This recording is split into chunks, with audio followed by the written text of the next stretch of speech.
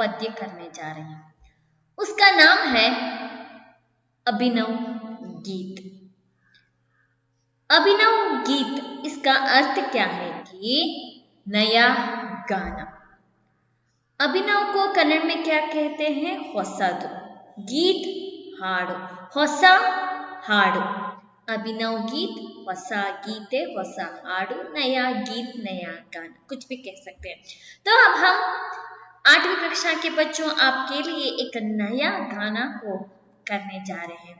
आप सब लोग सुनने के लिए तैयार है? अच्छा ठीक है, आप सब लोग तैयार है। अब हम शुरू करेंगे अभिनव गीत। तो पहले हम अभिनव गीत पद्य को करने से पहले कवि परिचय को देखेंगे। अभिनव गीत पद्य का कवि है श्री हरिशंकर कश्यप जी। कौन है? हरिशंकर कश्यप। श्री हरिशंकर कश्यप हिंदी के प्रसिद्ध बाल साहित्यकार है।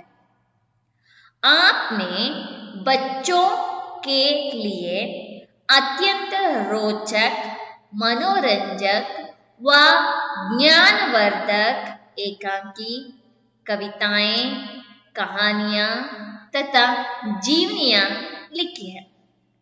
आपकी कुछ प्रसिद्ध पुस्तकें हैं फुलवारी, झरना, मेरे देश के महान बालक, मेरे देश के मंदिर, मेरे देश की महान नारियां, मेरे देश के ऋषि मुनि, मेरे देश के संत महात्मा, देश की आन पर, पूजा के फूल, आपकी रचनाओं का मूल तत्व राष्ट्रभक्ति, भारतीय धर्म और संस्कृति है। मैं इनका कवि परिचय को कन्नड़ में बताने जा रही हूँ, देख लीजिए। श्री हरिशंकर कश्यप हिंदी के प्रसिद्ध बाल साहित्यकार है। यानी कि ಹರಿಶಂಕರ್ ಕಶ್ಯಪ್ ಅವರು ಹಿಂದಿ ಸಾಹಿತ್ಯದ ಪ್ರಸಿದ್ಧವಾದ ಬಾಲ ಸಾಹಿತ್ಯಕಾರ ಅಂತಂದ್ರೆ ಮಕ್ಕಳಿಗೋಸ್ಕರ ರಚನೆಯನ್ನ ಮಾಡುವಂತಹ ಕವಿ ಇವರು. ಸೊ ಮಕ್ಕಳ ಸಾಹಿತ್ಯವನ್ನ ತಗೊಂಡು ಅವರಿಗೆ ನಾಟುವ ರೀತಿ, ಅವರಿಗೆ ಯಾವ ರೀತಿಯಾಗಿ ಸ್ಫೂರ್ತಿದಾಯಕವಾಗಿರ್ತಲ್ಲ ಅದನ್ನ ಆಯ್ಕೆ ಮಾಡಿಕೊಂಡು ಬರೆಯುವಂತಹ ಕವಿ ನಮ್ಮ ಶ್ರೀ ಹರಿಶಂಕರ್ ಕಶ್ಯಪ್ ಅವರು. आपने बच्चों के लिए अत्यंत रोचक, मनोरंजक व ज्ञानवर्धक एकांकी कविताएं, कहानियां तथा जीवनियां लिखी हैं. ಇವರು ಮಕ್ಕಳಿಗೋಸ್ಕರ ಅತ್ಯಂತ ರೋಚಕವಾಗಿರುವಂತಹ, ಮನೋರಂಜಕವಾಗಿರುವಂತಹ ಹಾಗೂ ಜ್ಞಾನವರ್ಧಕ एकांकी ಅಂತಂದ್ರೆ एक अंक में घटित होने वाले नाटक को एकांकी कहते हैं. इस एकांकी को भी हम स्कूल में भी नाटक बनवाए जा सकते हैं. अच्छी तरह से रहते हैं क्योंकि इन्होंने बच्चों के लिए ही रोचक, मनोरंजक, ज्ञानवर्धक एकांकी लिखे हैं. और कविताएं, कविತೆಗಳನ್ನು ಬರೆದಿದ್ದಾರೆ, ಕಹಾನಿಯಾ, ಕಥೆಗಳನ್ನು ತಥಾ ಜೀವನಿಯಾ लिखी हैं ಹಾಗೂ ಜೀವನಿಯಗಳನ್ನು ಬರೆದಿದ್ದಾರೆ. आपकी कुछ प्रसिद्ध पुस्तकें हैं. ಇವರ ಸ್ವಲ್ಪ ಬಹಳ ಪ್ರಸಿದ್ಧವಾದ ಪುಸ್ತಕಗಳು ಫುಲ್ವಾರಿ, ಜರ್ನಾ, ಮೇರೆ ದೇಶ ಕೆ ಮಹಾನ್ ಬಾಲಕ್, ನನ್ನ ದೇಶದ ಮಹಾನ್ ಬಾಲಕ, ಮೇರೆ ದೇಶ ಕೆ ಮಂದಿರ್, ನನ್ನ ದೇಶದ ಮಂದಿರ, ಮೇರೆ ದೇಶ की महान नारियां, मेरे देश के ऋषि मुनि, मेरे देश के संत महात्मा, देश की आन पर, पूजा के फूल, ಇವೆಲ್ಲನೂ ಕೂಡ ಅವರು ಬರೆದಿರುವಂತಹ ಪ್ರಸಿದ್ಧವಾದಂತಹ ಪುಸ್ತಕಗಳು.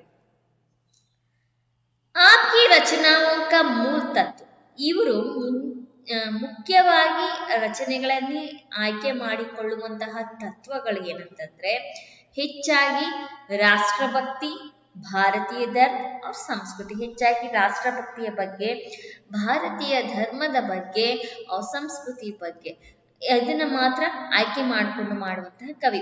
ಕೆಲವರು ಇರ್ತಾರೆ ಕೇವಲ ಇದು ಪ್ರವಾಸಕ್ಕೆ ಸಂಬಂಧಪಟ್ಟಂತೆ, ವ್ಯಂಗ್ಯಕ್ಕೆ ಸಂಬಂಧಪಟ್ಟಂತೆ ಈ ರೀತಿಯಾಗಿ ರಚನೆಗಳನ್ನು ಆಯ್ಕೆ ಮಾಡ್ಕೊತಾರೆ.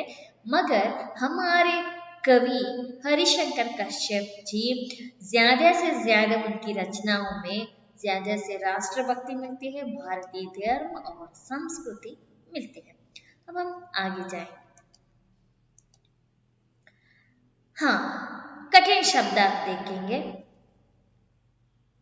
अभिनव, नूतन, नया, नूतना, ಹೊಸದು। मैंने कहा पहले ही बता दिया कि अभिनव का अर्थ है नया, नया गाना, ಹೊಸ हाड़, ಹೊಸ गीत, आप कुछ भी बता सकते हैं, मैं पहले ही बता दी थी। तो नूतना फूल, पुष्प, हूವು, छवि, शोभा, शांति, शोभा,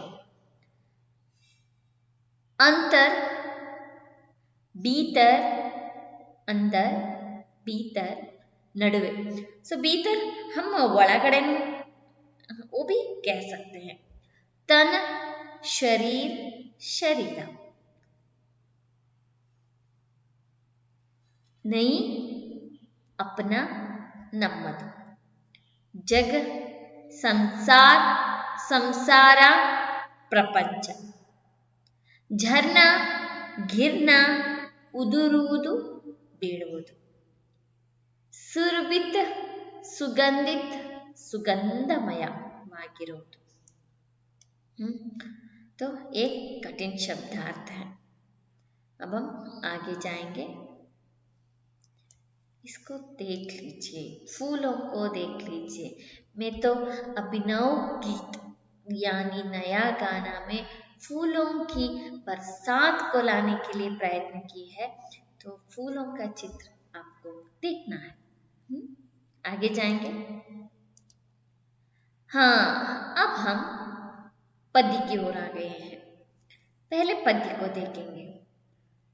फूल सदा हंसते रहते हैं, किल किल कर जलते रहते हैं, रंग बिरंगी मोहक छवि से, अपने अंतर की सुगंध से, तन से, मन से, निज जीवन से, सब जग को सुरभित करते हैं। फूल सदा हंसते रहते हैं। रहो सदा सबसे हिल मिल कर, कष्ट सहो जीवन में हंसकर, जियो सदा सबको सुख देकर, फूल यही हमसे कहते हैं, फूल सदा हंसते रहते हैं। हम इसी तरह भी बोल सकते हैं, फूल सदा हंसते रहते हैं, खिल खिल कर जलते रहते हैं, रंग बिरंगी मोहक छवि से, अपने अंतर की सुगंध से, तन से, मन से, निज जीवन से, सब जग को सुरभित करते हैं, फूल सदा हंसते रहते हैं।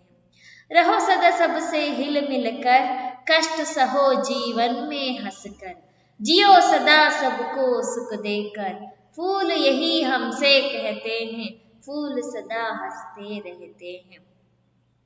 तो आपने देखा होगा कि यहाँ ज्यादा से ज्यादा फूलों का चित्र है, या फिर फूलों को लेकर हमें कुछ अंश को बताने जा रहे हैं हमारे कवि। तो आप इस पद्य को ध्यान से देख लीजिए।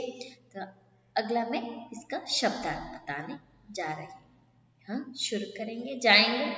अच्छा ठीक है, आप क्या करना है कि घर में इस पद्य को जोर से पढ़ना है, और इसके लिए और एक राग को डालकर आप भी घर में सीखना है। अब हम आगे जाएंगे। भावार्थ। हाँ, भावार्थ पहले अंश का, फूल सदा हंसते रहते हैं, किल किल कर जलते रहते हैं, रंग बिरंगी मोहक छवि से, अपने अंतर की सुगंध से, तन से, मन से, निज जीवन से, सब जग को सुरभित करते हैं, फूल सदा हंसते रहते हैं। तो पहले इसका भावार्थ देखेंगे। भावार्थ। फूल हमेशा हंसते रहते हैं, खिल कर नीचे गिर जाते हैं, अपनी रंग बिरंगी मोहक छवि से लोगों को आकर्षित करते रहते हैं, अपनी सुगंध से मोहक रंग से जग को सुगंधित करते हैं। तो यहाँ पर अर्थ देखेंगे, फूल हमेशा हंसते रहते हैं, ಹೂಗಳು ಯಾವಾಗಲೂ ಕೂಡ ನಗ್ತಾ ಇರ್ತವೆ. ನಗ್ತಾ ಇರೋದಕ್ಕೆ ಏನು ಕಾರಣ ಅಂತಂದ್ರೆ ಅವು ಅರಳಿರ್ತವೆ. ಅವು ಅರಳಿದ್ರೆ ಏನು ಅಂತ, ಅವು ನಗ್ತಾ ಇದ್ದಾವೆ ಅಂತ. यहाँ पर देख लीजिए, फूल हंस रहे हैं, यहाँ भी फूल हंस रहे हैं. ಕಿಲ್ ಕರ್ ನೀಚೆ ಗಿರ್ ಜಾತೆ हैं ಅಂದ್ರೆ ಅರಳು ಆ ನಂತರ ಕೆಳಗಡೆ ಬೀಳ್ತವೆ. ಅಪ್ನಿ ರಂಗ್ ಬಿರಂಗಿ ಮೋಹಕ ಚವಿಸೆ, ತನ್ನ ಬಣ್ಣದ ಮೋಹಕವಾದ ಬಣ್ಣಗಳಿಂದ ಲೋಗೋಕು ಆಕರ್ಷಿತ್ ಕರ್ತೆ रहते. ಅಂದ್ರೆ ಈ ಹೂಗಳನ್ನ ನೋಡ್ತಾ ಇರ್ತಂದ್ರೆ ಎಷ್ಟು ಚೆನ್ನಾಗಿದೆ ಅಂತ ಅನ್ಸುತ್ತೆ, ಎಷ್ಟು ಸುಂದರವಾಗಿ ಕಾಣ್ತದೆ. ಸೊ ಏನಂತಂದ್ರೆ ತನ್ನ ಮೋಹಕ ಶೋಭೆಯಿಂದ ಎಲ್ಲಾ ಜನರನ್ನ ತನ್ನ ಕಡೆಗೆ ಎಳ್ಕೊಂತಾ ಇದೆ. ಅಪ್ನಿ ಸುಗಂಧಸೆ, ತನ್ನ ಸುಗಂಧದಿಂದ, ಮೋಹಕ ರಂಗಸೆ, ತನ್ನ ಮೋಹಕವಾದ ಬಣ್ಣದಿಂದ, ಜಗಕ್ಕೋ ಸುಗಂಧಿತ್ ಕರ್ತೆ ಹೈ, ಇಡೀ ಜಗತ್ತನ್ನ ಸುಗಂಧಮಯವಾಗಿ ಪರಿಮಳಮಯವಾಗಿ ಮಾಡುತ್ತೆ. ಸೊ ಇದೆ ಇದರ ಅರ್ಥ. ಸೊ यहाँ पर देख लीजिए, फूल सदा हंसते रहते हैं, ಹೂಗಳು ಯಾವಾಗಲೂ ನಗ್ತಾ ಇರ್ತವೆ. ಕಿಲ್ ಕರ್ ಜರ್ತೆ रहते हैं, ಅರಳಿ ಕೆಳಗಡೆ ಬೀಳ್ತಾ ಇರ್ತವೆ. ರಂಗ ಬಿರಂಗಿ ಮೋಹಕ ಚವಿಸೆ, ಬಣ್ಣದ ಮೋಹಕ ಶೋಭೆಯಿಂದ, ಅಪನೇ ಅಂತರಿಕಿ ಸುಗಂಧಸೆ, ತನ್ನ ಅಂತರದ ಸುಗಂಧದಿಂದ, ಏನಂತಂದ್ರೆ ಯಾರು ಹೋಗ್ಬಿಟ್ಟು ಅದ್ರ ಮೇಲೆ ಪರ್ಫ್ಯೂಮ್ ಹಾಕೋದಿಲ್ಲ, ತನ್ನ ಅಂತರಾಳದ ಸುಗಂಧದಿಂದ, ತನಸೆ ಮನಸ್ಸೆ, ಶರೀರದಿಂದ ಮನಸ್ಸಿನಿಂದ, ನಿಜ ಜೀವನದಿಂದ, ಸಬ್ ಜಗಕ್ಕೋ ಸುರಭಿತ್ ಕರ್ತೆ ಹೈ, ಇಡೀ ಜಗತ್ತನ್ನ ಸುಂದರಮಯವಾಗಿ ಮಾಡ್ತವೆ. ಫೂಲ್ ಸದಾ ಹಸ್ತೆ ರಹತೆ ಹೈ, ಹೂಗಳು ಯಾವಾಗಲೂ ಕೂಡ ನಗ್ತಾ ಇರ್ತವೆ. आगे देखेंगे. हाँ, दूसरा अंश,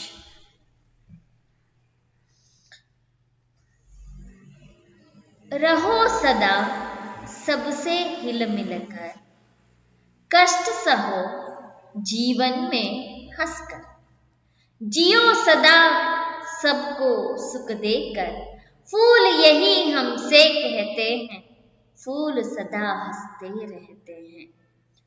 तो और एक बार बताती हूँ, देख लीजिए. रहो सदा सबसे हिल मिलकर, कष्ट सहो जीवन में हंसकर, जियो सदा सबको सुख देकर, फूल यही हमसे कहते हैं, फूल सदा हंसते रहते हैं. इसका अर्थ देखेंगे, इसका भावार्थ. सबसे हिल मिलकर रहना चाहिए, जीवन में हंसते हुए मुसीबतों का सामना करना चाहिए, कष्ट के समय में भी हंसते रहना चाहिए और सबको सुख देते रहना चाहिए. तो यहाँ पर देख लीजिए, इसका भावार्थ है, सबसे हिल मिलकर रहना चाहिए, ಎಲ್ಲರ ಜೊತೆ ಕೂಡ ಹೊಂದಾಣಿಕೆಯಿಂದ, ಹೂಗಳು ಹೇಗೆ ಒಂದಕ್ಕೆ ಒಂದು ಜೊತೆಯಾಗಿ, यहाँ पर देख लीजिए, फूल एक से एक हिल मिलकर कैसे रहे हैं. ಸೊ सबसे हिल मिलकर रहना चाहिए, ಎಲ್ಲರ ಜೊತೆ ಒಗ್ಗಟ್ಟಾಗಿರೋದನ್ನ ಕಲಿಬೇಕು. ಜೀವನ್ ಮೇ ಹಂಸತೆ ಹುವೆ, ಜೀವನದಲ್ಲಿ ನಗ್ತಾ, ಮುಸೀಬತೋं का सामना करना चाहिए, ಕಷ್ಟಗಳನ್ನ ಎದುರಿಸ್ತಾ ಹೋಗ್ಬೇಕು.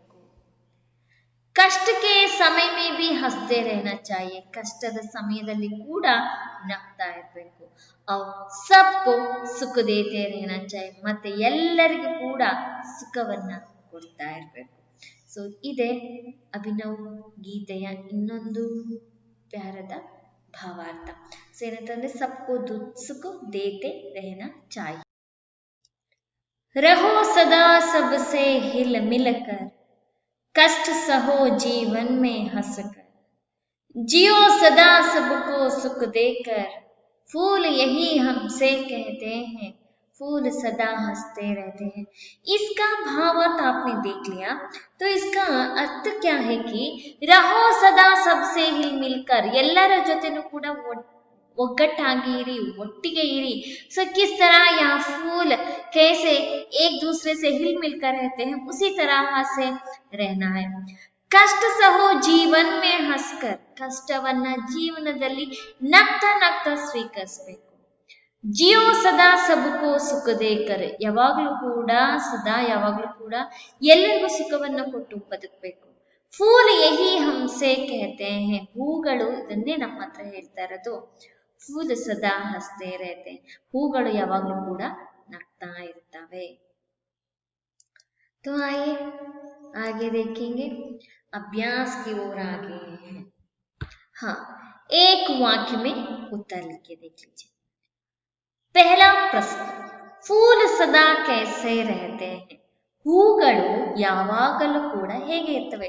ಈ ಅಭಿನವ್ ಗೀತ್ ಅಂದ್ರೆ ಈ ಪದ್ಯದ ಏನು ಅರ್ಥ ಅಂತಂದ್ರೆ, ಹೂಗಳು ಯಾವ ರೀತಿಯಾಗಿ ಯಾವಾಗಲೂ ಕೂಡ ನಗ್ತಾ ಇರ್ತವೆ, ಇನ್ನೊಬ್ಬರಿಗೋಸ್ಕರ ಹೂಗಳನ್ನ ಕೊಡ್ತವೆ, ಮತ್ತೆ ಇನ್ನೊಬ್ಬರಿಗೂ ಕಷ್ಟ ಬಂದರೂ ಕೂಡ ಯಾವಾಗಲೂ ಕೂಡ ನಗ್ತಾ ಇರ್ತವೆ। ಅದೇ ರೀತಿಯಾಗಿ ಮನುಷ್ಯನಾಗಿರೋನು ಕೂಡ ಆ ಹೂಗಳನ್ನ ಅನುಸರಿಸಿಕೊಂಡು ಆ ರೀತಿಯಾಗಿ ಬದುಕಬೇಕು ಅಂತ ಇಲ್ಲಿ ಹೇಳ್ತಾ ಇರೋದು। ಸೊ ಅದರಿಂದ ಮಕ್ಕಳ, ಈ ಹೂಗಳು ಹೇಗೆ ಇರ್ತಾವಲ್ವಾ, ಅದೇ ರೀತಿಯಾಗಿ ನೀವು ಕೂಡ ನಗ್ತಾ ನಗ್ತಾ ಇರಬೇಕು, ಅದೇ ರೀತಿಯಾಗಿ ಕಷ್ಟಗಳು ಬಂದ್ರೆ ಹೆದರಿಸ್ಬೇಕು। ಸೊ ಇನ್ನೊಬ್ಬರಿಗೆ ಒಳ್ಳೆಯದನ್ನ ಮಾಡಬೇಕು ಅನ್ನೋದು ಕಲಿಯೋದೇ ಈ ಕವಿತೆಯ ಸಾರಾಂಶ। हाँ, फूल सदा कैसे रहते हैं, फूल सदा हंसते रहते, ಹೂಗಳು ಯಾವಾಗಲೂ ಕೂಡ ನಗ್ತಾ ಇರ್ತವೆ। अब हम प्रश्न दूसरे के लिए आ गए हैं, फूल किस तरह झरते रहते हैं। ಸೊ ಹೂಗಳು ಯಾವ ರೀತಿಯಾಗಿ ಅರಳ್ತಾ ಇರ್ತವೆ ಅಂತ ಹೇಳ್ಬಿಟ್ಟು, ಅಂದ್ರೆ ಯಾವ ರೀತಿಯಾಗಿ ನಗ್ತಾ ಇರ್ತವೆ ಅಂತ ಹೇಳ್ಬಿಟ್ಟು, ಯಾವ ರೀತಿಯಾಗಿ ಕೆಳಗಡೆ ಬೀಳ್ತಾ ಇರ್ತವೆ। ಫೂಲ್ ಕಿಲ್ಕಿಲ್ಕರ್ ಜರ್ತೆ ಇರುತ್ತೆ, ಹೂಗಳು ಅರಳ್ಬಿಟ್ಟು ಆನಂತರ ಜರ್ತೆ ಇರುತ್ತೆ, ಕೆಳಗಡೆ ಬೀಳ್ತವೆ ಅನ್ನೋದು ಇದರ ಅರ್ಥ।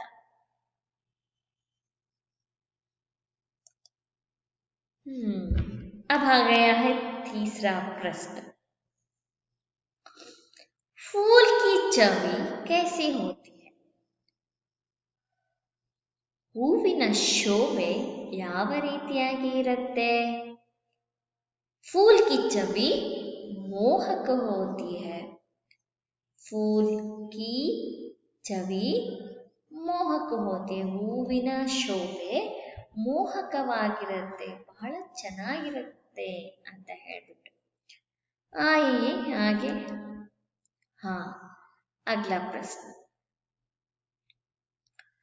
अभिनव गीत कविता के द्वारा बच्चे कौन सी कला सीख सकते हैं। ಏನಂತಂದ್ರೆ ಹೊಸ ಗೀತೆ, ಈ ಕವಿತೆ ಮುಖಾಂತರ ಮಕ್ಕಳು ಯಾವ ರೀತಿಯ ಕಲೆಯನ್ನ ಕಲಿತಾರೆ ಅಂತ ಹೇಳ್ಬಿಟ್ಟು। ಅಭಿನವ್ ಗೀತ್ ಕವಿತಾ ಕೆ ದ್ವಾರ, ಅಭಿನವ್ ಗೀತೆ ಕವಿತೆಯ ಮುಖಾಂತರ ಮಕ್ಕಳು ಜೀನೆ ಕಿ ಕಲಾ ಸೀಖ್ ಸಕ್ತೆ ಹೈ, ಸೊ ಬದುಕುವ ಕಲೆಯನ್ನ ಕಲಿತಾರೆ। आगे प्रश्न 5वां, अभिनव का मतलब क्या है। अभिनव ಇದರ ಅರ್ಥ ಏನು। अभिनव का मतलब है नया नूतन, अभिनव का मतलब है नया नूतन ಅಂತಂದ್ರೆ ಅಭಿನವ್ ಈ ಶಬ್ದದ ಅರ್ಥ ಏನು ಅಂತ ಹೇಳ್ಬಿಟ್ಟು, ಅಭಿನವ್ ಈ ಶಬ್ದದ ಅರ್ಥ ಹೊಸದು, ನಯ, ನೂತನ್ ಎರಡೂ ಕೂಡ ಒಂದೇ ಅರ್ಥವನ್ನ ಸೂಚಿಸುತ್ತೆ, ಹೊಸದು ಅಂತ ಹೇಳ್ಬಿಟ್ಟು। अब हम आगे जाएंगे। अगला प्रश्न, हंसकर क्या सहन करना चाहिए? ಅಂದ್ರೆ ಹಸ್ಕರ್ ಕ್ಯಾ ಸಹನ್ ಕರ್ನಾ ಚಾಹಿಯೆ, ನಗ್ತಾ ನಗ್ತಾ ನಾವು ಏನನ್ನ ಸಹಿಸ್ಕೊಳ್ಬೇಕು ಅಂತ ಹೇಳ್ಬಿಟ್ಟು. ಹಸ್ಕರ್ ಕಷ್ಟ ಕೋ ಸಹನ್ ಕರ್ನಾ ಚಾಹಿಯೆ, ನಗ್ತಾ ನಾವು ಕಷ್ಟವನ್ನ ಸಹಿಸಿಕೊಳ್ಳಬೇಕು, ನಗ್ತಾ ಕಷ್ಟವನ್ನ ಸಹಿಸಿಕೊಳ್ಳಬೇಕು. आगे हाँ, 2-3 वाक्यों में उत्तर लिखे देखेंगे.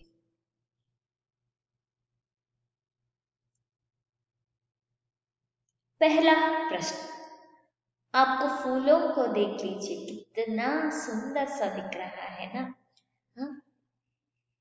हाँ, अच्छा ठीक है, 2-3 वाक्यों में पहला प्रश्न को देखेंगे. फूल सब जग को किस ರೀತಿ से ಸುರಭಿತ್ करते हैं? ಹೂಗಳು सब जग को ಎಲ್ಲಾ ಜಗತ್ತನ್ನ किस ರೀತಿ से ಸುರಭಿತ್ करते हैं, ಯಾವ ರೀತಿಯಿಂದ ಸುಗಂಧಮಯವಾಗಿ ಮಾಡತ್ತೆ ಅಂತ ಹೇಳ್ಬಿಟ್ಟು. ಫೂಲ್ ಸಬ್ ಜಗ್ ಕೋ, ಹೂಗಳು ಇಡೀ ಜಗತ್ತನ್ನ अपनी मोहक छवि, ತನ್ನ ಮೋಹಕ ಶೋಭೆ, और सुगंध से ಮತ್ತೆ ಸುಗಂಧದಿಂದ ಸುರಭಿತ್ ಕರ್ತೆ ಹೇ, ಸೊ ಪ್ರಕಾಶಮಯವಾಗಿ ಮಾಡುತ್ತೆ, ಸೊ ಇಡೀ ಜಗತ್ತಿಗೆ ಸುಗಂಧಮಯವಾಗಿ ಮಾಡುತ್ತೆ ಅಂತ ಹೇಳ್ತಾ ಇದ್ದಾರೆ. ಹಾಗೆ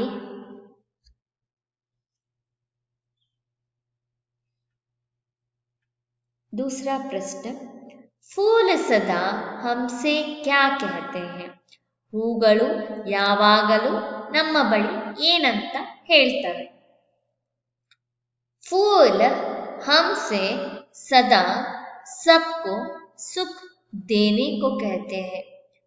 फूल हमसे सदा सबको सुख देने को कहते हैं.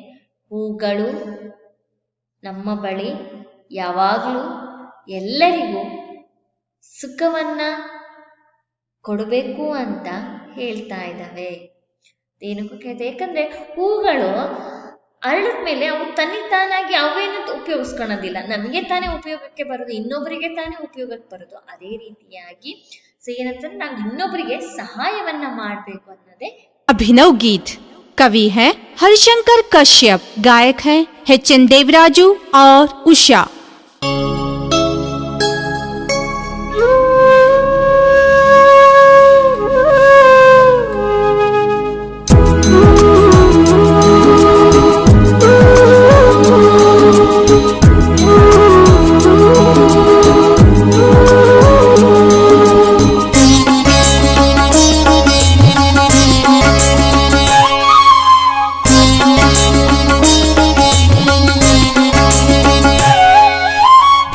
सदा हंसते रहते हैं,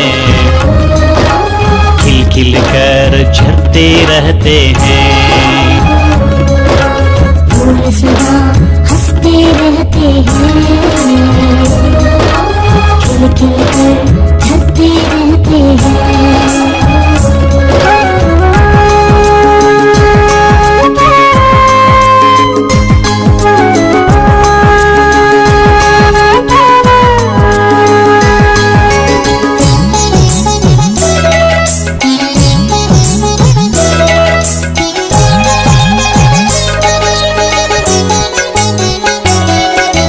रंग बिरंगे मोहक छवि से, अपने अंतर की सुगंध से, रंग बिरंगी मोहक छवि से, अपने अंतर की सुगंध से, मन से निज जीवन से, तन से मन से निज जीवन से सब जग को सुरभित करते हैं. फूल सदा हंसते रहते हैं, खिल खिल कर झरते रहते हैं.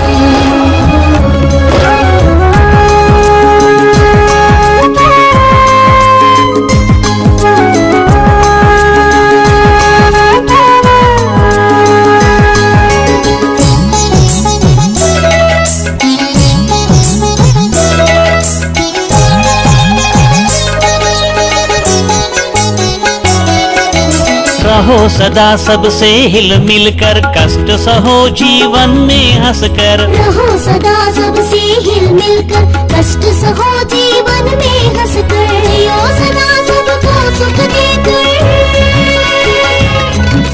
जियो सदा सबको सुख देकर, फूल यही हमसे कहते हैं। फूल सदा हंसते रहते हैं, खिल खिल कर झड़ते रहते हैं। फूल सदा हंसते रहते हैं, खिल खिल कर झड़ते रहते हैं। फूल सदा हंसते रहते हैं, खिल खिल कर झड़ते रहते हैं। फूल सदा। अब तीसरा प्रश्न, जीवन में कष्ट कैसे सहना चाहिए? जीवन में कष्ट कैसे सहना चाहिए ಅಂದ್ರೆ ಜೀವನದಲ್ಲಿ ಕಷ್ಟವನ್ನ ಯಾವ ರೀತಿಯಾಗಿ ಸಹಿಸಿಕೊಳ್ಳಬೇಕು ಅಂತ. जीवन में कष्ट हमेशा हंसते हुए सहना चाहिए. ಜೀವನದಲ್ಲಿ ಕಷ್ಟವನ್ನ ಯಾವಾಗಲೂ ಕೂಡ ನಗ್ತಾನೆ ಸಹಿಸಿಕೊಳ್ಳಬೇಕು. हंसते हुए मुसीबतों का सामना करना चाहिए. ಸೊ ನಗ್ತಾನೆ ನಾವು ಮುಸೀಬತ್ತು ಅಂತಂದ್ರೆ ಕಷ್ಟಗಳನ್ನ ನಾವು ಎದುರಿಸ್ತಾ ಹೋಗ್ಬೇಕು. ಸೊ ಇದನ್ನ ಹೂಗಳಿಂದ ಕಲಿಬೇಕು ಅಂತ ಹೇಳ್ಬಿಟ್ಟು ಇಲ್ಲಿ ಕವಿ ಹೇಳ್ತಾ ಇದ್ದಾರೆ. अब हम आगे जाएंगे. अगला प्रश्न, हाँ प्रश्न चौथा, फूल सदा सबको कैसे रहने का संदेश देते हैं? फूल सदा सबको कैसे रहने का संदेश देते हैं? ಫೂಲ್ ಅಂದ್ರೆ ಹೂಗಳು ಯಾವಾಗಲೂ ಕೂಡ ಯಾವ ರೀತಿಯಾಗಿ ಇರಬೇಕು ಅನ್ನುವುದನ್ನ ಸಂದೇಶವನ್ನ ಕೊಡ್ತವೆ ಅಂತ ಹೇಳ್ಬಿಟ್ಟು, ಫೂಲ್ ಸದಾ ಹಸ್ತೆ ರಹನೆ ಕಾ ಸಂದೇಶ ದೇತೆ ಹೈ. ಹೂಗಳು ಯಾವಾಗಲೂ ಕೂಡ ನಗ್ತಾ ಇರಬೇಕು ಅನ್ನುವಂತಹ ಸಂದೇಶವನ್ನ ಅವರು ಕೊಡ್ತಾರೆ. ಖುಷ್ಬೂ ಕೋ ಕೀರ್ತಿ ಕೋ ಚಾರೋ ಓರ್ ಫೈಲಾನೆ ಕಾ ಪೈಗಾಮ್ ದೇತೆ ಹೈ. मिलजुल कर रहने का संदेश देते हैं, जीवन रंगीला बनाने का संदेश देते हैं. यहाँ पर देख लीजिए, फूल सदा हंसते रहने का संदेश देते हैं. ಹೂಗಳು ಯಾವಾಗಲೂ ಕೂಡ ನಗ್ತಾ ಇರಬೇಕು ಅನ್ನುವಂತಹ ಸಂದೇಶವನ್ನ ಕೊಡ್ತಾರೆ. ಖುಷ್ಬೂಕೋ ಸುಗಂಧವನ್ನ, ಕೀರ್ತಿಕೋ ಕೀರ್ತಿಯನ್ನ, ಚಾರೋ ಓರ್ ಫೈಲಾನೆ ಕಾ ಅಂದ್ರೆ ಸುಗಂಧ ಮತ್ತೆ ಕೀರ್ತಿಯನ್ನ ನಾಲ್ಕು ದಿಕ್ಕಿನಿಂದನೂ ಕೂಡ ಹರಡುವಂತಹ ಪೈಗಾಮ್ ದೇತೆ ಅಂತಂದ್ರೆ ಹರಡುವಂತಹ ಸವಾಲನ್ನ ಕೊಡ್ತಾರೆ. ಮಿಲುಜುಲಕ ರಹನೆ ಕಾ ಸಂದೇಶ ದೇತೆ ಹೈ. ನಾವು ಒಗ್ಗಟ್ಟಾಗಿ ಇರ್ತೀವಿ ಅನ್ನುವಂತಹ ಸಂದೇಶವನ್ನ ಅವರು ಕೊಡ್ತಾರೆ. ಜೀವನ್ ರಂಗೀಲಾ ಬನಾನೆ ಕಾ ಸಂದೇಶ ದೇತೆ ಹೈ. ಜೀವನ ರಂಗೀಲಾ ಅಂತಂದ್ರೆ ಬಣ್ಣ ಬಣ್ಣದಾಗಿ ಇರಬೇಕು ಅನ್ನುವಂತಹ ಸಂದೇಶವನ್ನ ಅವು ಕೊಡ್ತವೆ. ಸೊ ಯಾವ ರೀತಿಯಾಗಿ ಹೂಗಳು ಬಣ್ಣ ಬಣ್ಣದಾಗಿರುತ್ತಲ್ವಾ, ಸೊ ಅದೇ ರೀತಿಯಾಗಿ ಜೀವನನು ಕೂಡ ಬಣ್ಣ ಬಣ್ಣದಾಗಿರ್ಬೇಕು ಅನ್ನುವಂತಹ ಸಂದೇಶವನ್ನ ಕೊಡೋದೇ ಈ ಅಭಿನವ್ ಗೀತೆಯ ಉದ್ದೇಶ. अब हम आगे जाएंगे. सही शब्दों से वाक्य पूरा कीजिए. सो यहाँ पर जो शब्द दिए हैं उसे रिक्त स्थानों में भर्ती करना है और बताना है. अच्छा ठीक है, आगे हिल मिल सुख हंसते. फूल सदा डैश रहते हैं, रहो सदा सबसे डैश कर, सदा सबको डैश देकर जीना. तो इसका उत्तर है फूल सदा डैश रहते हैं, फूल सदा हंसते रहते हैं, रहो सदा सबसे डैश कर, रहो सदा सबसे हिल मिल कर, सदा सबको डैश देकर जीना, सदा सबको सुख देकर जीना। सो यहीं पर उत्तर है, देख लीजिए, हंसते हिलमिल सुख। तब हम आगे जाएंगे। ಸೋಚ್ಕರ್ ಲಿಖಿಯೆ ಅಂದ್ರೆ ಯೋಚನೆ ಮಾಡಿ ಬರೀರಿ ಅಂತ ಇಲ್ಲಿ ಹೇಳ್ತಾ ಇದ್ದಾರೆ। ಸೊ प्रश्न 1, हम फूलों का उपयोग कैसे करते हैं? ನಾವು ಹೂಗಳ ಉಪಯೋಗವನ್ನ ಹೇಗೆ ಮಾಡ್ತೀವಿ ಅಂತ ಹೇಳ್ಬಿಟ್ಟು, हम फूलों से माला बनाते हैं, फूल को हम भगवान पर चढ़ाते हैं, फूल को बालों में लगाते हैं, स्त्रियां फूलों से माला बनाकर पहन लेती है, शादी के समय वर वधु और वधु वर के गले में फूलों की माला पहनाते हैं, बड़े बड़े लोगों की लाश पर फूल रखकर श्रद्धांजलि अर्पित करते हैं।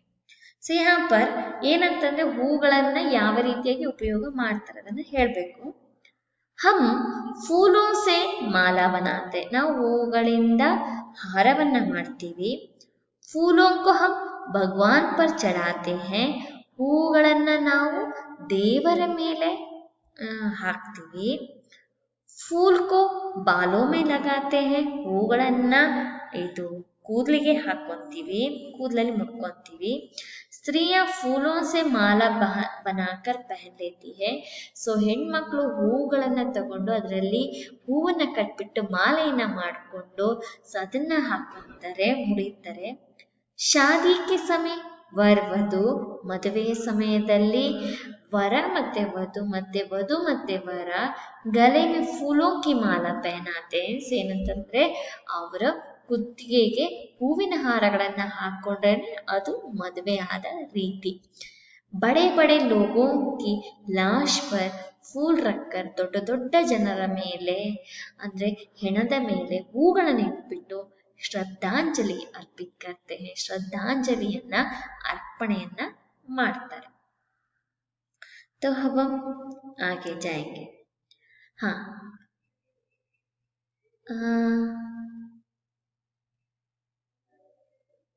हाँ, आपको कौन सा फूल पसंद है और क्यों? ಸೊ ನಿಮಗೆ ಯಾವ ಹೂವು ಇಷ್ಟವಾಗಿದೆ ಮತ್ತೆ ಯಾಕೆ ಅಂತ ಹೇಳ್ಬಿಟ್ಟು, ಕೆಲವರು ಹೇಳ್ತಾರೆ ಮುಜೆ आपको कौन सा फूल पसंद है और क्यों, ಏನು ಯಾವ ಹೂವು ಇಷ್ಟ ಇದೆ ಯಾಕೆ। मुझे चमेली का फूल पसंद है, ಸೊ ನನಗೆ ಚಮೇಲಿಯ ಹೂವು ಇಷ್ಟ। ಯಾ बहुत ही खुशबूदार और सुंदर होता है, ಇದು ಬಹಳ ಸುಗಂಧ ಭರಿತವಾಗಿರುವಂತಹ ಸುಂದರವಾಗಿ ಇರತ್ತೆ ಅಂತ ಹೇಳ್ಬಿಟ್ಟು। तो अब हम आगे देखेंगे। देखे हुए किसी फूल प्रदर्शन का संक्षेप में वर्णन कीजिए। सो दूसरा बताती हूँ, देखे हुए किसी फूल प्रदर्शन का ಸಂಕ್ಷೇಪದಲ್ಲಿ ಚಿಕ್ಕದಾಗಿ ವರ್ಣನೆಯನ್ನ ಮಾಡಕ್ಕೆ ಹೇಳಿದ್ದಾರೆ। स्वतंत्रता दिवस पर बेंगलुरु के प्रसिद्ध उद्यान लाल बाग में मैंने हर साल लगने वाले पुष्प प्रदर्शनी देखी थी। एक कांच से बने घर में हजारों फूलों की प्रजातियों को सजाकर रखा गया था। भांति भांति के फूल थे। उन फूलों का परिचय देने वाली छोटी छोटी तख्तियां भी उनकी जड़ों में लगा रखी थी। बहुत ही शानदार ಅನುಭವ ರಹ। ನೋಡಿ ಇಲ್ಲಿ ಸ್ವತಂತ್ರದ ದಿವಸದ ಬಗ್ಗೆ ಅಂದ್ರೆ ಬೆಂಗಳೂರಿಗೆ ಪ್ರಸಿದ್ಧ ಉದ್ಯಾನ್ ಲಾಲ್ ಬಾಗ್, ಅಂದ್ರೆ ಬೆಂಗಳೂರಿನಲ್ಲಿ ಪ್ರಸಿದ್ಧವಾದಂತಹ ಉದ್ಯಾನವನ ಲಾಲ್ ಬಾಗ್ ಇದೆ, ಅಲ್ಲಿ ಮೇನೆ ಹರ್ ಸಾಲ್ ನಾನು ಪ್ರತಿ ವರ್ಷ ಲಗ್ನೆ ವಾಲೆ ಪುಷ್ಪ ಪ್ರದರ್ಶನ, ಅಲ್ಲಿ ಹೂವಿನ ಪ್ರದರ್ಶನ ಪುಷ್ಪ ಪ್ರದರ್ಶನವನ್ನ ನೋಡಿದ್ದೆ। ಏಕ ಕಾಂಚ್ ಸೆ ಬನೆ ಘರ್ ಮೇ, ಅಂದ್ರೆ ಒಂದು ಗಾಜಿನಿಂದ ಮಾಡಿರುವಂತಹ ಮನೆಯಲ್ಲಿ ಹಜಾರೋ ಫೂಲೋ ಕೆ ಪ್ರಜಾತಿಯೋ ಕೋ ಸಜಾಕರ್ ರಖಾ ಗಯಾ ಥಾ, ಅಂದ್ರೆ ಸಾವಿರಾರು ಹೂಗಳುಳ್ಳುವಂತಹ ಬೇರೆ ಬೇರೆ ಜಾತಿಯ ಹೂಗಳನ್ನ ಜೋಡಿಸಿ ಇಟ್ಟಿದ್ರಂತೆ। भांति भांति के फूल थे। सो ಬೇರೆ ಬೇರೆ ರೀತಿಯ ಹೂಗಳಿದ್ವು। उन फूलों का परिचय देने वाली छोटी छोटी तख्तियां भी उनकी जड़ों में लगा रखी थी। उन फूलों का परिचय देने वाले ಆ ಹೂಗಳನ್ನ ಪರಿಚಯ ಕೊಡುವಂತ छोटी छोटी तख्तियां ಚಿಕ್ಕ ಚಿಕ್ಕ ಗುರುತುಗಳು उनकी जड़ों में लगा रखी थी। ಅಂದ್ರೆ ಆ ಬೇರಿನ ಅಂದ್ರೆ ಗಿಡದ ಹತ್ರ ಅಲ್ಲಿ ಅಣಿಸಿಟ್ಟಿದ್ರಂತೆ। बहुत ही ಶಾನದಾರ್ ಅನುಭವ, ಬಹಳ ವೈಭವಯುತವಾಗಿರುವಂತಹ ಅನುಭವ ಆಗಿತ್ತು ಅಂತ ಹೇಳ್ತಾ ಇದ್ದಾರೆ। आगे जाएंगे। हाँ, नमूने के अनुसार कविता की पंक्तियों को गद्य में रूपांतरित कीजिए। ಇಲ್ಲಿ ಕೊಟ್ಟಿರುವಂತಹ ಕವಿತೆ ಅಂದ್ರೆ ಕವಿತೆಯ ಸಾಲುಗಳನ್ನ ಗದ್ಯ में ರೂಪಾಂತರಿತ कीजिए, ಗದ್ಯದಲ್ಲಿ ರೂಪಾಂತರಿತ ಮಾಡಿ ಅಂತ ಹೇಳ್ತಾ ಇದ್ದಾರೆ।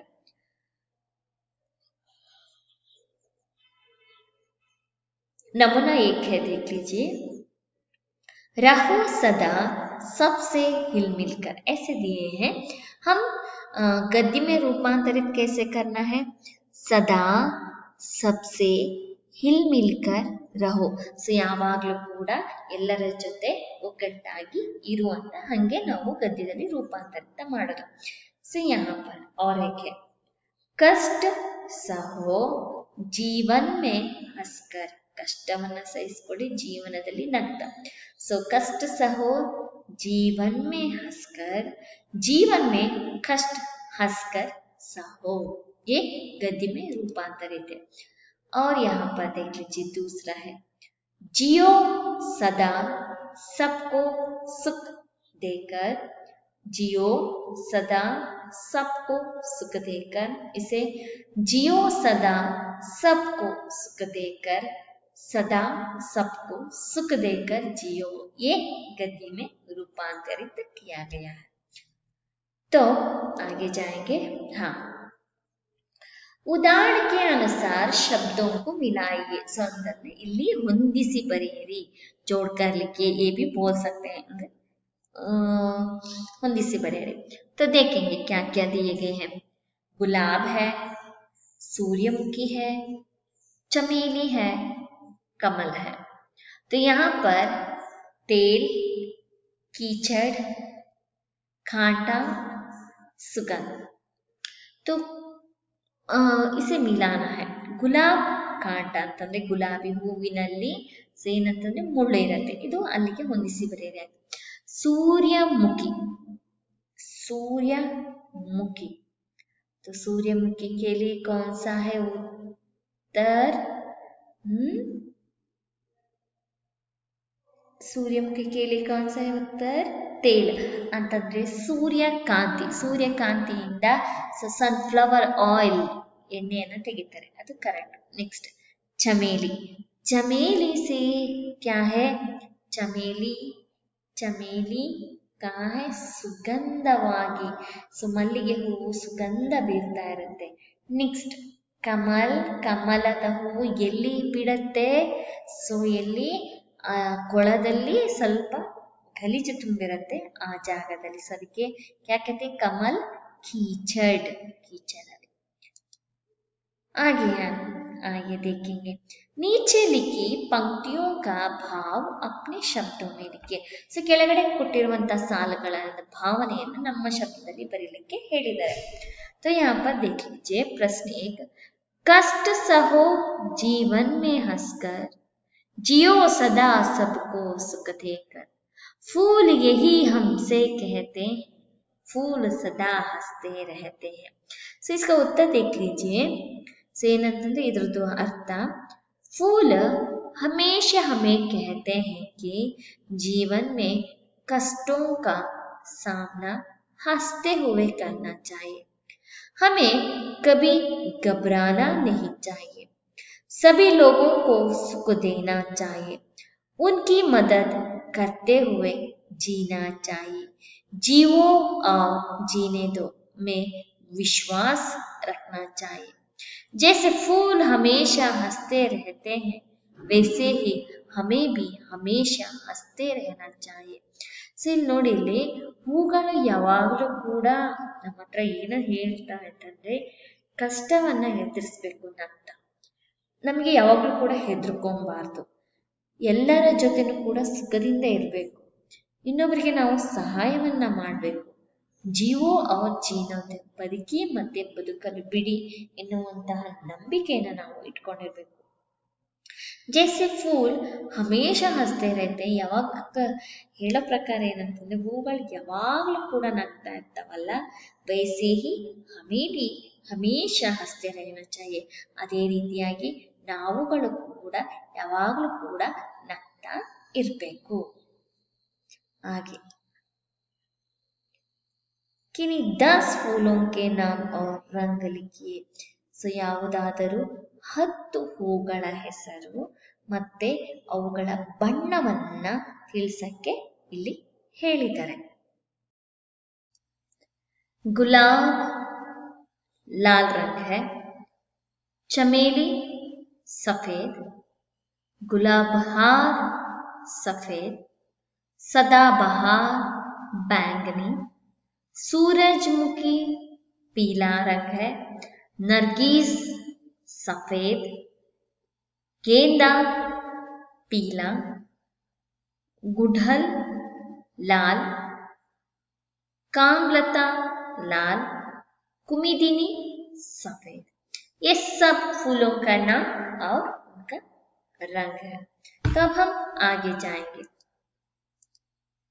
हाँ, अब यहाँ पर दिए गए हैं कविता का सारांश. फूल हमेशा हंसते रहते हैं, वे किलकिल कर नीचे गिरते हैं, अपने सुगंध से वातावरण को सुगंधित बना देते हैं. जीवन में सदा हंसते रहना चाहिए, सबसे हिल मिलकर प्रेम से रहना चाहिए, हंसते हुए मुसीबतों का सामना करना चाहिए, सभी लोगों को सुख देकर जीवित रहना चाहिए. जीने की कला दूसरों को हंसाने में है. फूल का संदेश है नित हंसना. फूल रंग बिरंगे होते हैं, उसी के जैसे जीवन रंगीला होना चाहिए.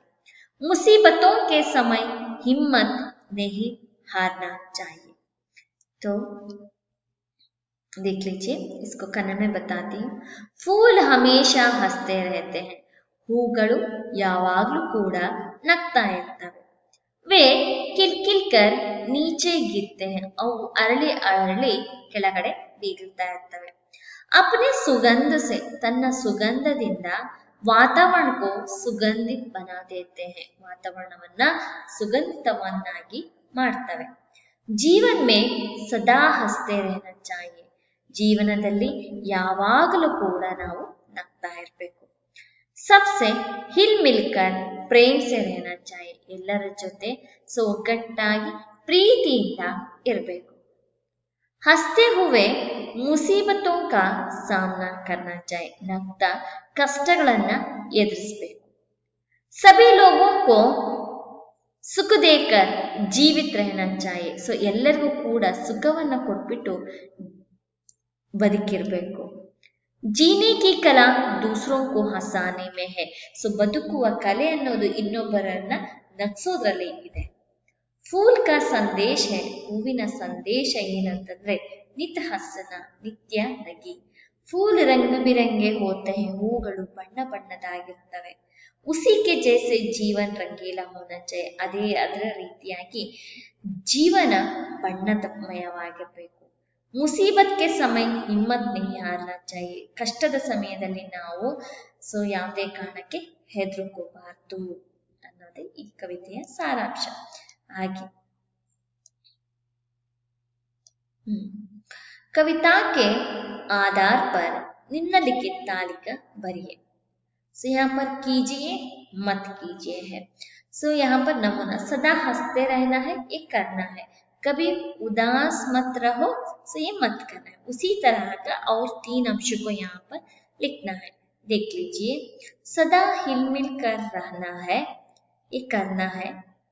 किसी से झगड़ा मत करो, ये नहीं करना है। सदा सुख देकर जियो, ये करना है।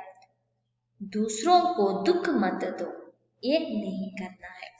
जीवन में हंसकर कष्ट सहो, ये करना है। जीवन में कभी मत घबराओ, ये नहीं करना है। तो आगे बच्चों देखेंगे, पद्य भाग पूर्ण कीजिए। इस पद्य को, इस प्यारा को आपको सीखना है। फूल सदा से सुरभित करते हैं, तो यहाँ पर उत्तर है, फूल सदा हंसते रहते हैं, खिल खिल कर जलते रहते हैं। रंग बिरंगी मोहक छवि से, अपने अंतर की सुगंध से, तन से मन से निज जीवन से, सब जग को सुरभित करते हैं। तो आगे पढ़िए और सही वाक्यों के सामने सही लगाइए। तो यहाँ पर देख लीजिए, फूल सदा उदास रहते हैं, फूल सदा खुशी से रहते हैं, फूल सदा चिंता में रहते हैं। फूल सदा उदास रहते हैं, ये गलत है। सो बेचारे ಮಾಡ್ಕೊಳ್ಳೋದಿಲ್ಲ। फूल सदा खुशी से रहते हैं, ये सही है। फूल सदा चिंता में रहते हैं, ये गलत है। और आगे, हमेशा सबसे हिलमिल कर रहो, हमेशा सबसे झगड़ा करके रहो, हमेशा सबसे भेदभाव करके रहो। तो यहाँ पर देख लीजिए, हमेशा सबसे हिलमिल कर रहो। सो हमेशा सबके साथ हिलमिल कर रहना है, सही है। हमेशा सबसे झगड़ा करके रहो, नहीं झगड़ा करना है। हमेशा सबसे भेदभाव करके रहो, ये भी नहीं करना, इसलिए यहाँ पर भी गलत है, यहाँ पर भी गलत है। आगे प्रश्न तीसरा है, सबको सदा दुख देकर जियो, सबको सदा पैसा देकर जियो, सबको सदा सुख देकर जियो। इसको सबको सदा सुख देकर जियो गलत है। सबको सदा पैसा देकर जियो, ये भी गलत है। सबको सदा सुख देकर जियो, ये सही है। तो बच्चों, शायद यहाँ पर मैं अभिनव गीत पद्य को समाप्त कर रही हूँ। मेरी ओर से आप लोगों को धन्यवाद है बच्चों।